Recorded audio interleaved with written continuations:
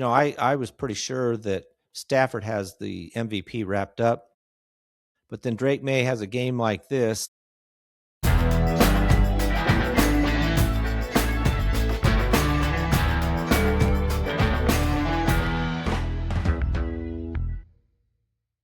Welcome to Just the Stats NFL Top 10's for Tuesday. Welcome to this podcast. Man, we had a good game last night between the Rams and the Falcons, and we'll talk about that game actually probably tomorrow.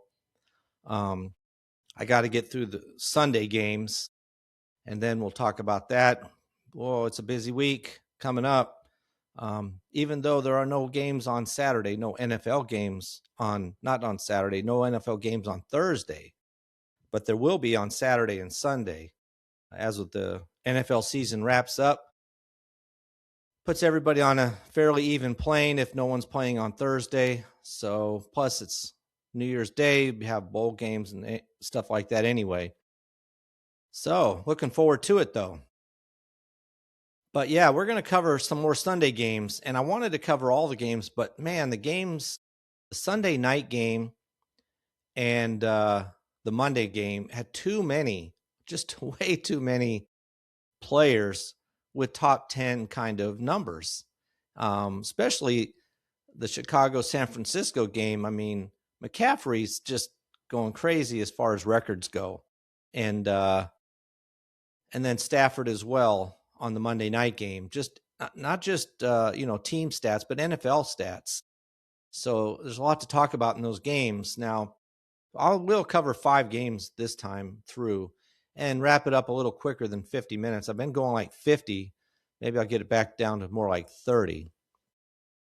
But beyond that, let's get going, and we'll have a little more to say after we get through these games. So let's start off with the Tampa Bay Buccaneers versus Miami Dolphins.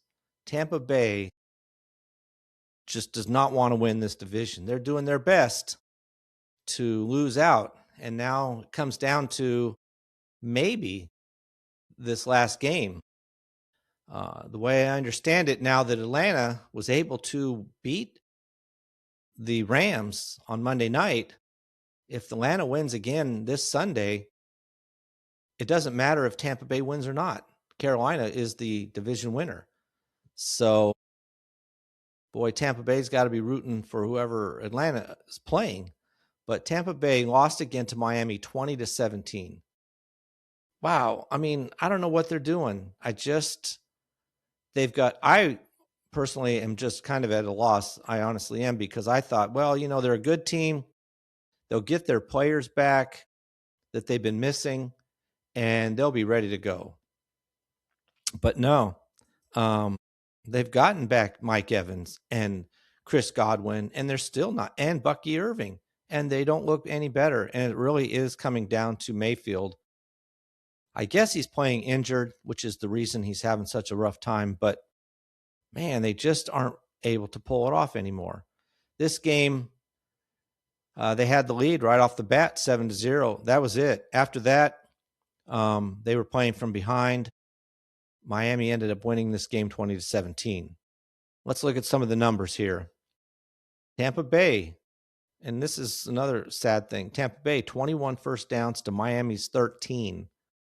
380 net yards for Tampa, 298 for Miami. Here's the problem. Even with Bucky Irving back, you would think if there's a problem with Mayfield, run the ball more. But they had 53 yards rushing, net yards rushing in this game. So I'm not sure really what the problem is.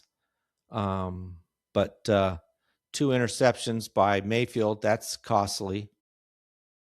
And Tampa Bay had the ball for over 32 minutes to less than 28 for Miami, and yet they could not win this game. So Baker Mayfield threw the ball 44 times. Maybe that's too many times. Not too bad of a quarterback rating. 33 completions on 44 attempts, which is a very good percentage. 346 yards, almost 8 yards an attempt. 2 touchdowns, but 2 costly interceptions, sacked 3 times. Had a quarterback rating of 93.6.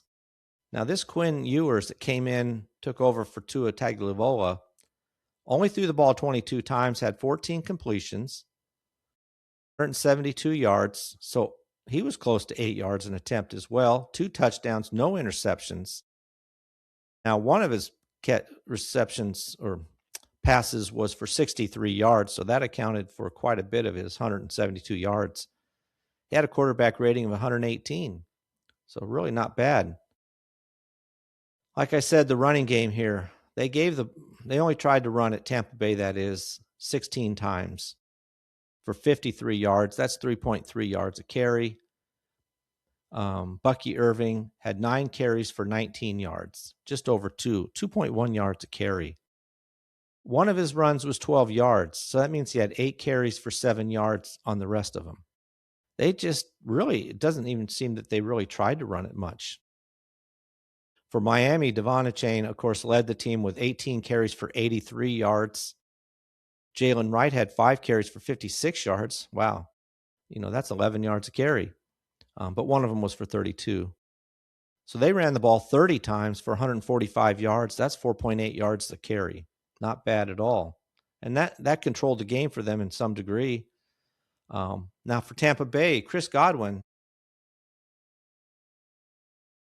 and Jalen McMillan led the team. Both of them had 7 receptions. Godwin had 108 yards. McMillan had 114 yards, but Godwin did have a touchdown. So those are your 2 leading receivers. Mike Evans, 3 catches, 31 yards, and a touchdown. He was targeted 7 times. So he was right up there almost with Godwin and McMillan as far as targets. Now, Emeka Egbuka, their rookie, 3 catches, 20 yards on 5 targets. So he's really definitely slowed down. Bucky Irving coming out of the backfield had 5 catches, but only 14 yards. So, he only ended up with 34 total yards in this game. Not good at all. Now for Miami, as I said, they only passed for 172 yards. Craig Dulcich had 5. He led the team with 5 catches for 58 yards and a touchdown. Those catches, Devon Achane coming out of the backfield had 3 catches for 29 yards. So he had a decent game. He had 112 yards total offense. And then Jalen Waddle, he gave it a go, but he's not. He just wasn't ready to play, and so he had 1 target but no catches. He's hurt, and I guess he tried to make a game of it, but he couldn't do it. All right, let's look at some of the numbers here for Tampa Bay Buccaneers. Baker Mayfield this season now with a couple more touchdown passes gives him 25 this year to put him into tie for 10th for most passing touchdowns in a single season. But you got to remember, last year, he ended the season with 41 touchdown passes. Now, you knew he'd have some regression, but down to 25, it's been quite a different season, and especially the second half of this season. So he's got 25, which is good enough, like I said, for 10th. All right. Now for Miami, Devon Achane just continues to move up in the rushing yards in a single season for the Miami Dolphins. He had 83, which gives him enough to have 1,350, which moves him into 3rd place all-time in rushing yards in a single season for the Miami Dolphins. Ricky Williams holds the top 2 spots, so that's be the next target. And Devon easily should catch the 2nd spot. He only needs 22 yards, but he won't make past Ricky Williams' all-time record of 1,853 for the Miami Dolphins. Now, next game up, this is the New England Patriots. Man, they have a good team. And, it's beating up on a bad team, so sometimes it makes it hard to tell. But the New England Patriots went into MetLife Stadium in New Jersey to play the Jets, and they beat them 42-10. This game was over at halftime. Halftime, the score was 35-3. The Jets got a touchdown in the 4th quarter. That was it. So, and that was on a Brees Hall run of 59 yards. But back by then, who do the Patriots have on defense? Probably their backups. Looking at the numbers, the Jets did have 307 yards of offense, but New England had 440. 28 first downs for New England, 14 for the Jets, so they doubled them up there. Really a good game for them. Close everywhere else, though.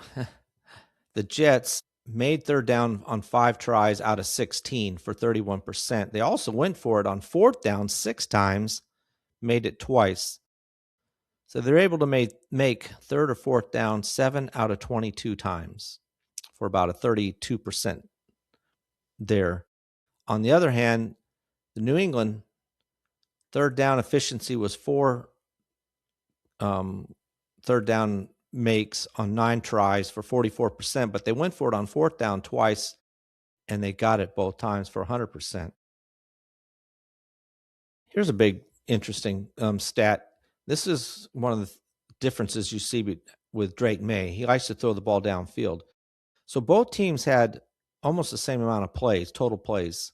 The Patriots had 62 plays. The Jets had 63. But the Patriots averaged 7 yards per play, while the Jets averaged 5. That's a big difference. All right, let's look at some of the numbers.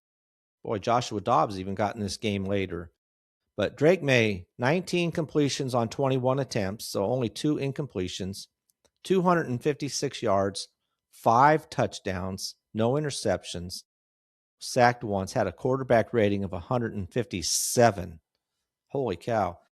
Boy, and I was pretty sure that Stafford has the MVP wrapped up, but then Drake May has a game like this, and then on Monday night, Stafford did not look good, threw 3 interceptions, had a couple of touchdowns, brought the team back, but still did not look nearly that good. So this really tightens up this race. This last game of the season could be the determining factor between Drake May and Matthew Stafford. I think those are the two guys. Now for the Jets, they continue to play Brady Cook, 19 completions on 33 attempts, so a bit over 50%, only 152 yards passing though. Same amount of completions as Drake May, but 104 yards less. So Drake May had 12.2 yards per attempt. Brady Cook had 4.6. Big difference. Brady Cook threw 1 interception. He had a quarterback rating of 56.6. Now, look at the running game. Travion Henderson, 19 carries for 82 yards. That's 4.3 yards a carry. And then Stevenson also had 8 carries for 47 yards. That's 5.9 yards a carry, and he had a touchdown as well. Drake May ran the ball for 22 yards on 3 attempts. They ran the ball a lot, 36 times for 155 yards. That's 4.3 yards a run. For the Jets, they ran it 28 times, so fewer times, but 164 yards, 5.86 yards a carry. Really good. But that's because Brees Hall had 14 carries for 111 yards, but 59 on 1 carry.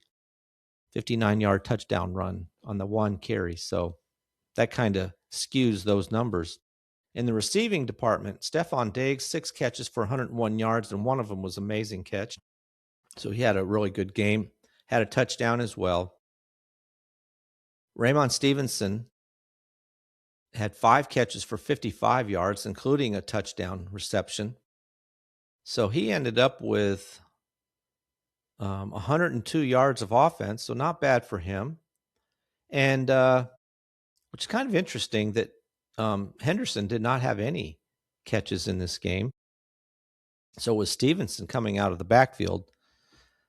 Tight end Hunter Henry had 3 catches for 49 yards and a touchdown as well.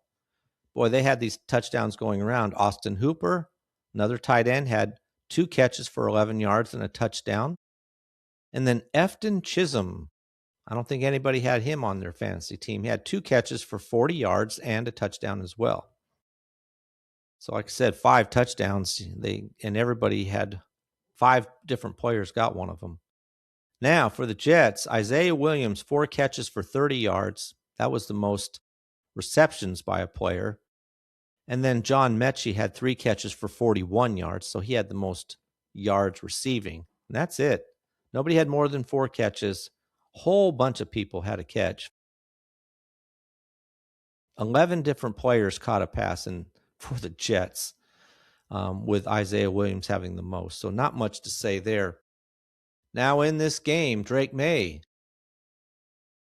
in passing yards in a single season, went into the game in 15th most passing yards, had 256, which moves him up into 10th spot all time for the New England Patriots in passing yards with 4,203. Tom Brady has 9 of the top 10 spots, and now he has 8 of the top 10 because Drake May will now have the 10th spot. The only other spot in here is number 6 is Drew Bledsoe, but Tom Brady has every other spot on this list now. So Drake May, good for him. Second year in the league, and he's made it into the top 10. Has a chance to move up a few spots, but we'll see what happens and how they play him this next week. All right, so Drake May has had a really good season, MVP caliber when you look at all the quarterbacks around. Also, though, on the other end of this scale, Drake May was sacked 1 time. He's now been sacked 47 times, which puts him in a tie for 4th all-time in sacks for the New England Patriots. So he has been sacked quite a few times this season. But other than that, he's been doing very well. All right, now looking at the Giants. Go to our next game here. And we'll skip that. We'll go back to the Pittsburgh Steelers and the Cleveland Browns. And I only skipped it because I realized that in that game there are no top 10s, but we'll still talk about the game. Look at the how it went for these 2 teams. Man, Pittsburgh is another team. All they needed to do was beat Cleveland. They could not do it. And they had the division wrapped up if they could just have won that game. And by losing, they open up the game now between themselves and the Baltimore Ravens on, I think it's on, I'm not sure, Saturday or Sunday, but that game will decide the winner of their division. So the Pittsburgh Steelers, wow, lost this game 13-6. How bad is that? They're 9-7 now, and the Baltimore Ravens are 8-8. So the winner of that game between the Steelers and the Ravens wins the division, and will be the only team from that division to go to the playoffs. So in this game, what a bad game. Cleveland jumped right on top at 10-0 at first quarter and then just hung on. Had a field goal in the fourth quarter to seal the deal. For Pittsburgh, no touchdowns, 2 field goals, and it was really kind of a very slow-moving game here. Pittsburgh had 291 yards of offense. Cleveland had 262. And then, wow, just really would have been a tough game to watch. Third down efficiency for Pittsburgh, 3 out of 15 for 20%. On fourth downs, they were 0 for 3 for obviously 0%. And then Cleveland was only slightly better. On third down efficiency, 4 out of 11 for 36%, and had 1 try on fourth down, which they did not get. Everything else was fairly even.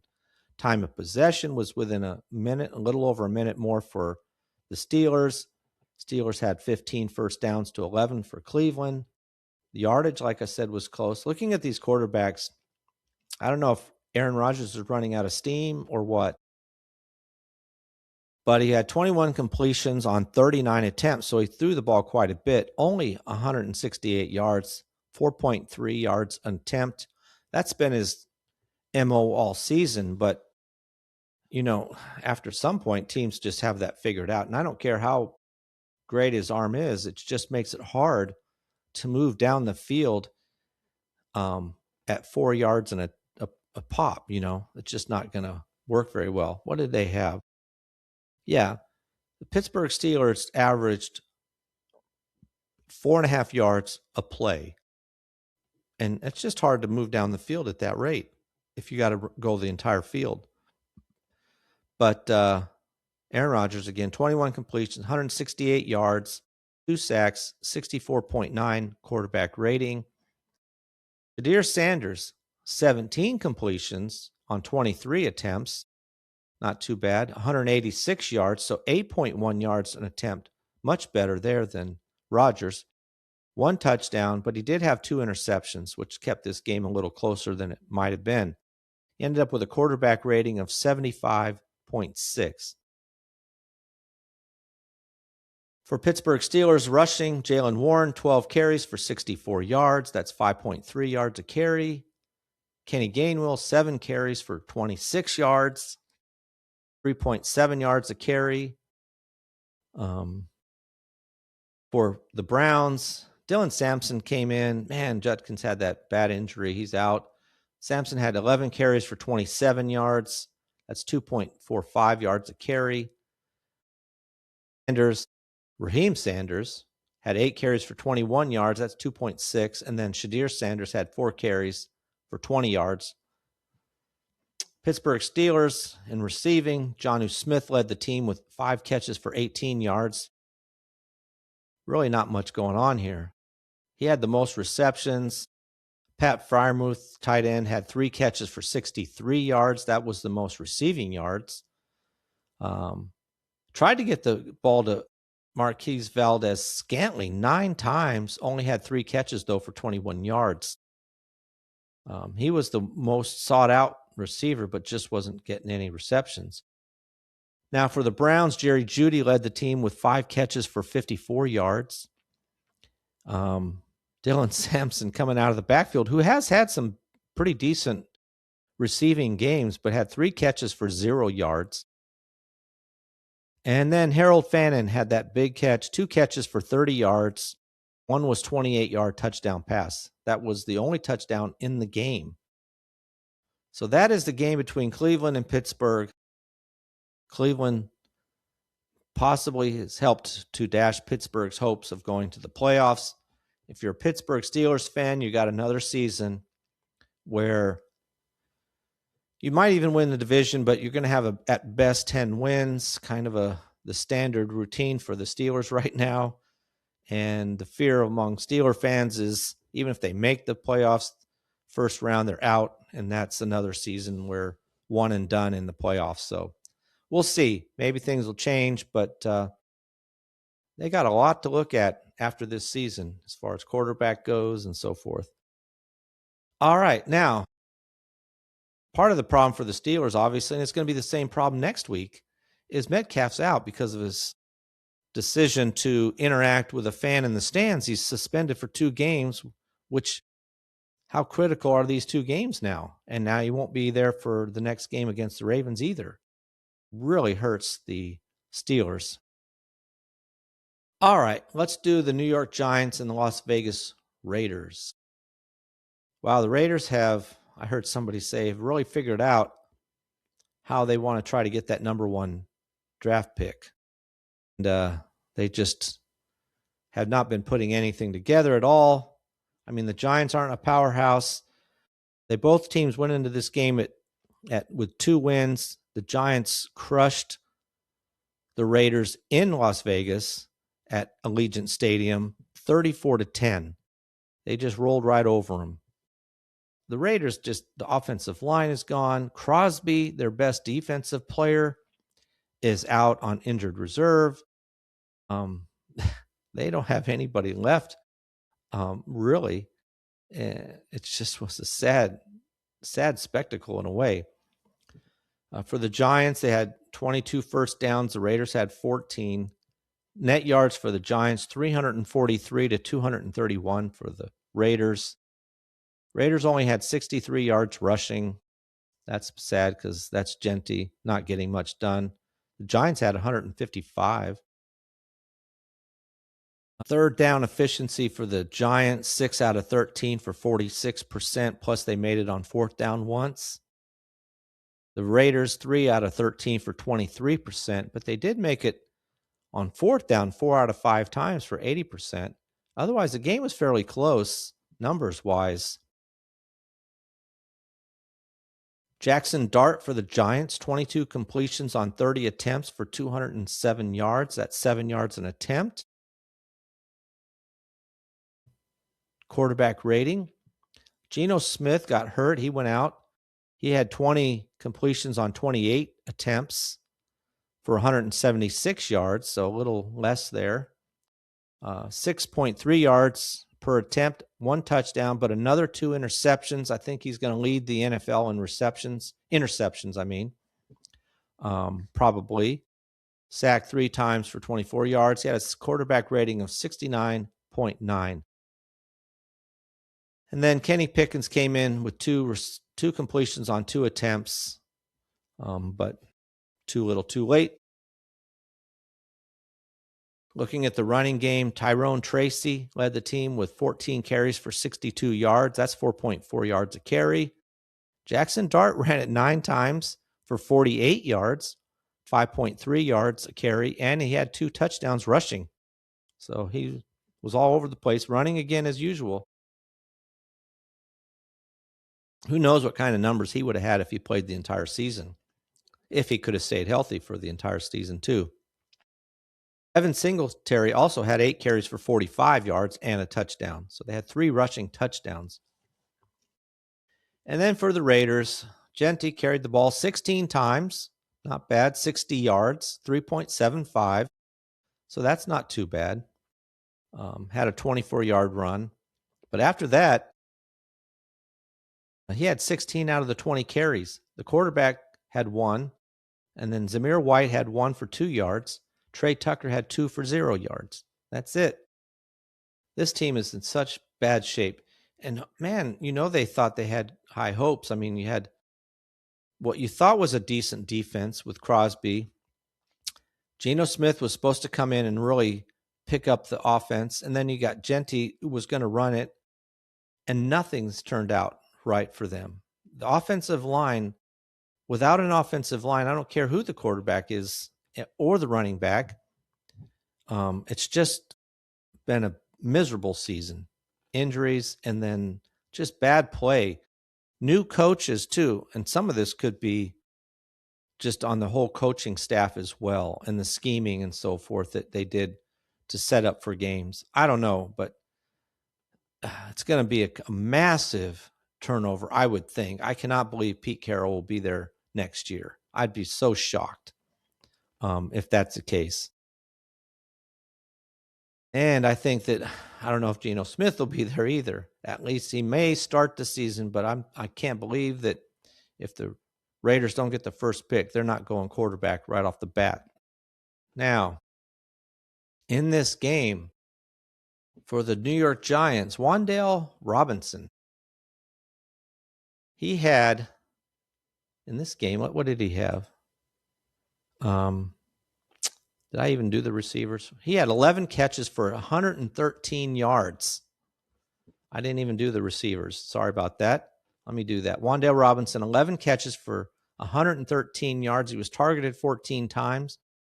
Devin Singletary out of the backfield had 4 catches for 25 yards.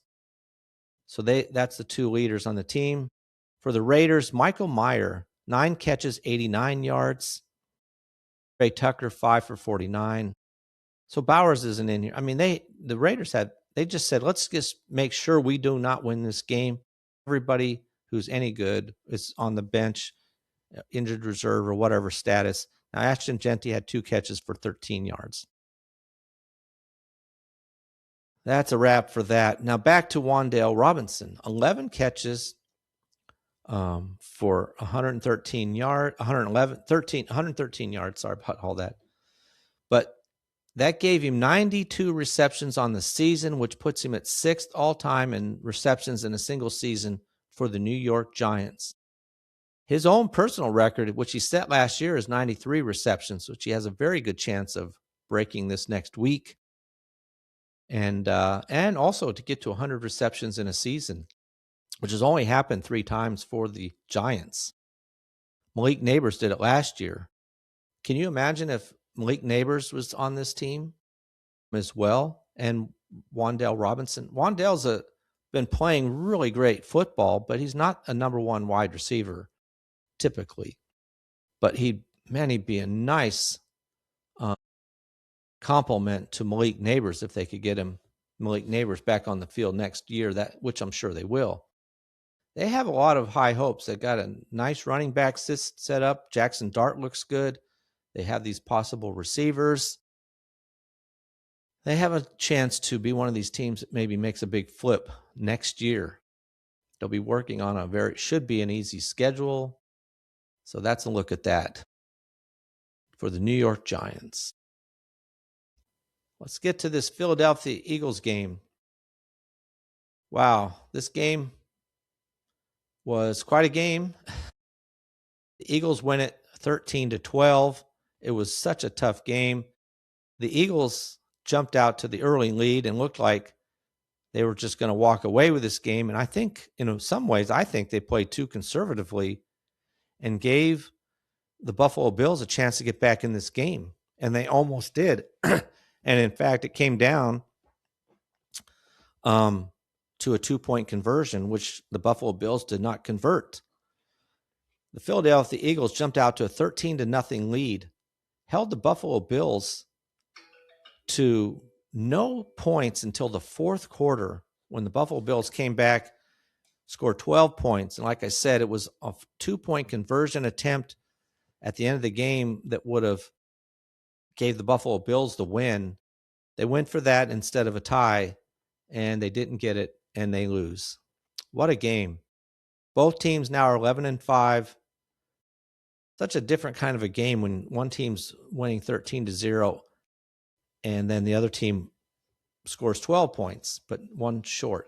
And this is one of those things, the same thing happened to Chicago, which we'll talk about tomorrow, but in Denver a couple weeks ago. But when you keep playing games where you have to come from behind, sooner or later you don't do it. It's just the way it goes. You can't keep winning every game by coming from behind. But in this game, let's look at some of the stats. Really, you wonder how Buffalo lost this game in some ways. First downs, Buffalo 20, Philadelphia 11. Net yards, Buffalo 331, the Eagles 190. Rushing yards for Buffalo 120-82 for the Eagles. Passing net yards 211 for Buffalo, 108 passing yards for the Eagles. Wow. Kind of crazy, huh? Now, Buffalo, the Eagles got to Allen 5 times, sacked him 5 times in this game. That was one of the big things. Also, Buffalo fumbled the ball twice and lost one of them. That was another key issue in this game. Buffalo held the ball 35 minutes to 25 for the Eagles. Again, everything kind of leaning Buffalo's way. Now, in this game, Jalen Hurts, 13 completions on 27 attempts, not even 50%. Passing, 110 yards, 4.1 yards per attempt, 1 touchdown, was sacked 1 time, 71.5 quarterback rating. Josh Allen, 23 completions, so 10 more completions than Jalen Hurts on 35 attempts for 262 yards, 7.5 yards an attempt, so pretty good there. No touchdowns, no interceptions, but he was sacked, like I said, 5 times for 51 yards. That's a lot of yardage to lose back, 88.0 quarterback rating. In this game, Saquon Barkley, 19 carries for 68 yards, 3.6 yards a carry. He was really pretty much it. Tank Bigsby had 2 carries for 7 yards, Jalen Hurts 3 for 5. Now for Buffalo, kind of held James Cook in check. 20 carries for him for 74 yards. That's 3.7 yards a carry. One of his worst games of the season, really. His longest run was only 10 yards. Josh Allen had 7 carries himself for 27 yards and 2 rushing touchdowns. So no passing touchdowns, but 2 rushing touchdowns. Now receiving, A.J. Brown, 5 catches for 68 yards. So remember, Hurts only threw for 110. Brown had 68 of those. Dallas Goedert, 3 catches for 8 yards, but another touchdown.